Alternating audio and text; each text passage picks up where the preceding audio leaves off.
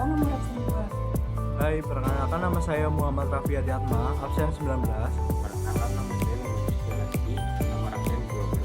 Hai, perkenalkan nama saya Nisina Darafaya, absen 26. Hai, nama saya Sufina Diaranti, nomor absen 30. Teknologi adalah keseluruhan sarana untuk menyediakan barang-barang yang diperlukan bagi kelancaran dan kenyamanan hidup manusia. Digital merupakan penggambaran dari suatu keadaan bilangan yang terdiri dari angka 0 dan 1 atau off dan on. Pengertian lain dari digital adalah suatu teknologi elektronik yang mampu melakukan penyimpanan, menghasilkan dan juga memproses berbagai data yang terdapat dalam dua kondisi, yakni positif dan negatif. Teknologi digital adalah sebuah alat yang tidak memakai tenaga manusia secara manual, di mana alat ini menggunakan sistem pengoperasian secara otomatis, yakni dengan menggunakan sistem komputerisasi maupun format yang dapat dibaca oleh komputer. Contoh dari teknologi digital adalah televisi, komputer, laptop, tab, dan barang-barang elektronik lainnya. Selanjutnya ada transmisi data. Transmisi data merupakan proses untuk melakukan pengiriman data dari satu sumber data ke penerima data menggunakan komputer atau media elektronik. Transmisi data ada berbagai jenis, yaitu yang pertama serat optik, terbuat dari plastik yang fleksibel tipis dan mampu menghantarkan sinar atau data. Yang kedua ada gelombang mikro, untuk menghantarkan data jarak jauh dan antena parabola. Yang ketiga ada kabel koaksial, yaitu untuk transmisi telepon, TV kabel, dan TV jarak jauh. Yang keempat ada gelombang radio, yaitu untuk merambat ke segala arah tetapi dapat mengalami gangguan api listrik di udara untuk band VHF dan UHF. Yang kelima ada transmisi satelit, yaitu stasiun relay menggunakan teknologi DBS. Ya, ada kecepatan transmisi data. Nah, transmisi data terjadi antara transmitter atau pengirim dan receiver atau penerima melalui beberapa media transmisi. Kecepatan transmisi bergantung pada lebar frekuensi atau band switch. Ada dua kecepatan transmisi. Yang pertama, kecepatan transmisi seri. Data yang diterima harus mencapai jumlah bit tertentu karena satuan yang digunakan adalah bps atau bit per second. Yang kedua, ada kecepatan transmisi paralel. Data yang diterima menyatakan banyaknya jumlah bit per karakter dengan satuan kps atau karakter per second. Spektrum gelombang elektromagnetik yang biasa digunakan pada transmisi data dapat dilihat di tabel ya. Dari yang mulai extremely low frequency sampai dengan tremendously high frequency. Bisa dilihat frekuensi terkecil itu dari 3 sampai 30 Hz. Nah, frekuensi terbesar di 300 sampai 3000 GHz. Hubungan antara kecepatan database dengan lebar pita atau band switch merupakan medium transmisi apapun yang digunakan akan menyesuaikan dengan band frekuensi yang terbatas sehingga database yang dapat melewati medium transmisi menjadi terbatas. Jika kecepatan sinyal besar, maka lebar pita menjadi besar juga. Bisa dilihat rumusnya, sin T sama dengan A sin dalam kurung 2pi Ft ditambah theta. Nah, yang berikutnya ada jenis transmisi data. Yang pertama ada transmisi analog. Apa sih transmisi analog itu? Nah, transmisi analog itu suatu upaya untuk mentransmisikan sinyal analog tanpa memperhatikan muatannya. Untuk mencapai jarak yang jauh digunakan amplifier sehingga akan menambah kekuatan sinyal dan menghasilkan distorsi yang terbatas, tetapi akan meningkatkan noise atau gangguan. Yang kedua, ada transmisi digital. Transmisi digital yaitu suatu upaya mentransmisikan sinyal dengan muatan listrik sehingga daerah jangkauannya luas dan cepat. Agar tidak terjadi distorsi, saat mencapai jarak jauh digunakan repeater yang menghasilkan sinyal 1 atau 0. Selanjutnya yaitu penyimpanan data. Penyimpanan data yang pertama adalah hard disk, yaitu perangkat keras komputer yang berfungsi untuk menyimpan data secara permanen dengan daya tampung besar yang dihasilkan pemrosesan komputer, termasuk penyimpanan secara magnetik. Hard disk biasa disebut juga dengan cakram keras yang bersifat non-volatil. Artinya, hard disk dapat tetap menyimpan informasi meskipun tidak dialiri listrik. Yang kedua adalah flash disk, yaitu alat menyimpan data dengan kapasitas 128 MB hingga 64 GB menggunakan interface jenis USB yang praktis dan ringan, termasuk penyimpanan secara elektronik. Yang ketiga ada floppy disk, yaitu alat untuk membaca disket, tempat menulis dan menyimpan data, serta menjalankan sistem operasi dan aplikasi. Disket terdiri atas sebuah medium penyimpanan magnetis bulat yang tipis dan lentur dan dilapisi plastik berbentuk persegi atau persegi panjang. Kemudian ada compact disk, yaitu alat penyimpan data berupa piringan berwarna perak terbuat dari lapisan plastik yang disinari laser, termasuk penyimpanan secara optik. Pada bagian compact disk akan tampak lintasan berbentuk spiral yang disebut spiral track. Spiral track inilah yang digunakan untuk menyimpan informasi. Selanjutnya yaitu ada digital video disk, yaitu alat untuk menyimpan data dan video secara optik, membaca DVD menggunakan sinar laser dengan panjang gelombang 6500 dan berwarna merah. Kemudian ada random access memory, yaitu alat untuk menyimpan data sementara saat komputer digunakan. Dapat diakses secara random, kegunaannya untuk mempercepat pemrosesan data pada komputer. Kemudian ada sumber energi terbarukan. Sumber energi terbarukan merupakan sumber energi yang berasal dari alam dan dapat diperbarui terus-menerus tanpa batas. Sumber energi terbarukan yang pertama yaitu biomasa. Biomasa berasal dari organisme hidup atau belum lama mati. Biomasa menghasilkan energi primer yang berbentuk cair sebagai bahan bakar nabati. Pada bentuk gas, biomasa digunakan sebagai biogas. Sedangkan dalam bentuk padat, biomasa dimanfaatkan sebagai biobriket. Ketiga energi primer ini dimanfaatkan sebagai bahan bakar untuk sarana transportasi atau industri. Selanjutnya yaitu panas bumi, berupa energi termal yang dihasilkan simpanan di dalam bumi. Nah, Indonesia memiliki sekitar 40% dari keseluruhan panas bumi di dunia.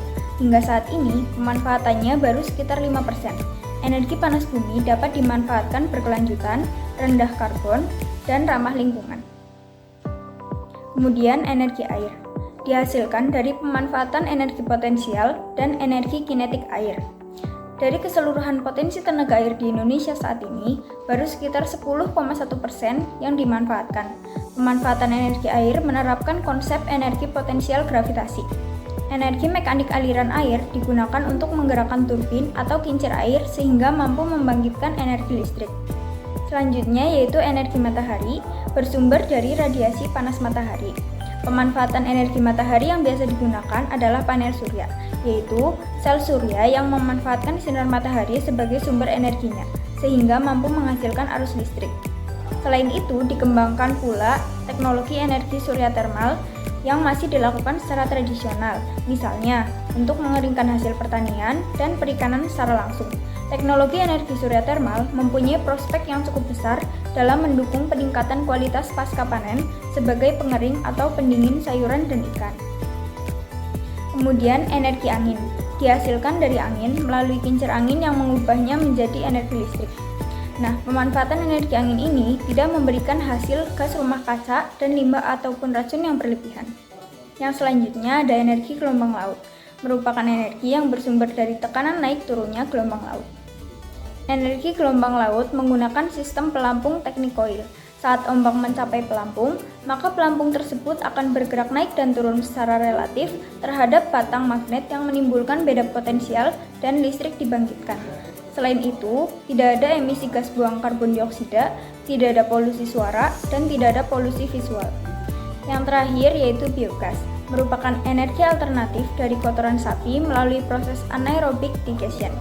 Keuntungannya dapat mengurangi efek rumah kaca dan mendapat hasil samping berupa pupuk. Selanjutnya, sumber energi yang tak terbarukan, energi yang tidak dapat diperbarui dan terus berkurang. Sumber energi tak terbarukan antara lain minyak bumi, gas alam, dan batu bara. Sumber-sumber ini tidak dapat diperbarui dalam waktu yang singkat, yang berarti mereka akan habis pada suatu saat dan tidak dapat dipulihkan dalam jangka waktu manusia. Oleh karena itu, ada dorongan untuk beralih ke sumber energi terbarukan seperti matahari, angin, dan air yang dapat diperbarui secara alami dan memiliki dampak lingkungan yang lebih rendah. Pembangkit energi listrik, sebuah alat yang dapat menghasilkan energi listrik dari berbagai sumber energi. Generator merupakan pembangkit energi listrik yang mengubah energi mekanik menjadi energi listrik melalui industri medan magnet. Putaran generator dapat dihasilkan dari PLTA, PLTU, PLTN, dan angin. Pada pembangkit tenaga listrik ini, sumber-sumber energi alam dirubah oleh penggerak pemula menjadi energi mekanis yang berupa kecepatan atau putaran. Selanjutnya, energi mekanis tersebut dirubah menjadi energi listrik oleh generator. Saya akan menjelaskan tentang dampak lingkungan dari teknologi digital dan sumber energi. Jadi, yang pertama, pencemaran udara. Pencemaran udara berupa gas CO yang berasal dari pembakaran tidak sempurna. Bahan bakar kendaraan bermotor sangat berbahaya, terutama kemampuan gas tersebut untuk mengikat panas matahari sehingga suhu bumi meningkat. Pencemaran udara adalah adanya substansi fisik, kimia ataupun biologi di atmosfer yang bila jumlahnya banyak, maka dapat membahayakan kesehatan dan keberlangsungan makhluk hidup di bumi.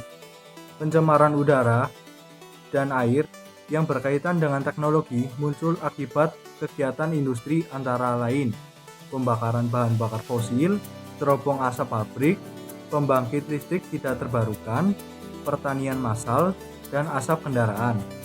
Selain itu, pencemaran udara sebagai dampak teknologi tidak ramah lingkungan juga mempengaruhi kesehatan manusia dan hewan.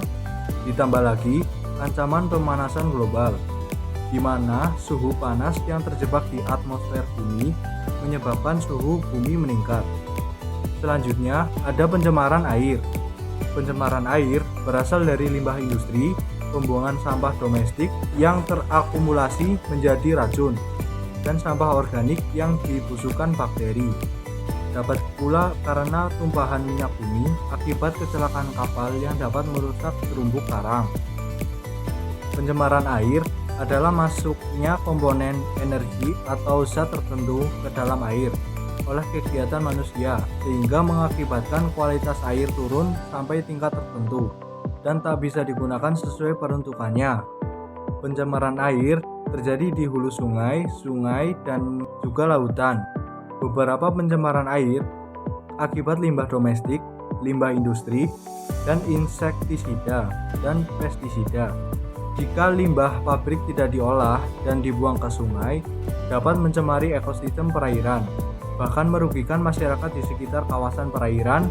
Pencemaran air menyebabkan penyakit seperti tifus dan kolera. Selanjutnya, yaitu pencemaran tanah, disebabkan oleh sampah-sampah plastik dan penggunaan pestisida berlebihan. Tanah bisa tercemar karena adanya kebocoran limbah cair atau bahan kimia industri atau fasilitas komersial. Penggunaan pestisida, masuknya air permukaan tanah tercemar ke dalam lapisan sub permukaan. Pencemaran tanah bisa menimbulkan gangguan pada kehidupan mikroorganisme yang hidup di dalam tanah. Selanjutnya, ada pencemaran suara, disebabkan suara bising kendaraan bermotor dan mesin pabrik yang dapat mengganggu pendengaran. Pencemaran suara adalah gangguan pada lingkungan dalam era digital saat ini. Polusi suara menjadi masalah global yang semakin meningkat. Namun, sebuah inovasi revolusioner telah muncul dari Silencio Network yang berkolaborasi dengan ekosistem blockchain Quick. Mereka telah mengintegrasikan lebih dari 35.000 smartphone sebagai sensor suara untuk memerangi polusi suara di 176 negara.